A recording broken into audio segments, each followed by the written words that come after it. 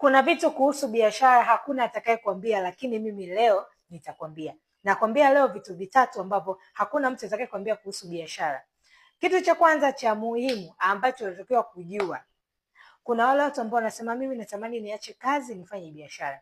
Ukweli ni kwamba biashara hauleti uhuru ukiwa unaanza. Uhuru utakuja pale ambapo utafanikiwa kupitia hiyo biashara. Yaani mtu anasema nataka niache kazi, nataka niwe huru, nataka nifanye biashara zangu, nataka. Mara ya kwanza biashara zinakuwa kama mzigo. Unakuwa unazisimamia mwenyewe, kila kitu kinaanza down sana, yani mambo yanakuwa chini sana. Lakini pale unapoendelea, uhuru utapata pale ambapo utakuwa umejipata.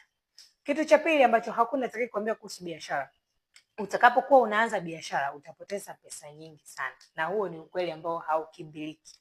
Yaani mwanzoni unapoanza kujudge kuhusu mtaji, kuhusu maybe unatamani kuwa na frame ya duka, transportation za bidhaa, sijui mpaka ujue machimbo ya kupata bidhaa nzuri, utakuwa umepoteza pesa nyingi sana by the first time.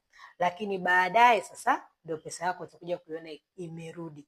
Au utaanza na mtaji wa kwanza utaisha, yani mtaji utapotea from nowhere, utashindwa kusimama, utatumia tena pesa nyingine, utumia tena pesa nyingine. Kwa hiyo when it comes to business, mtaji unapoteaga mara nyingi sana na pesa nyingi zinapotea pale unapokuwa unaanza. Kitu cha tatu ambacho ni cha muhimu, na hiki ni cha mwisho. Yaani na huu ni ukweli mchungu ambao watu wengi huwa hawauelewi, lakini huu ni ukweli. Unapokuwa unaanza biashara, usianze kwa sababu una ndugu wengi, usianze kwa sababu una marafiki wengi, kwa sababu hawa watu hawatakusupport. Yes, hawatakusupport. Marafiki zako wenye biashara mnaweza mkatoa testimony, kwa sababu tuseme na ukweli, ndugu zetu au marafiki zetu sio watu ambao wanatusupport sana kwenye biashara zetu. Watu wanaotusupport ni watu baki.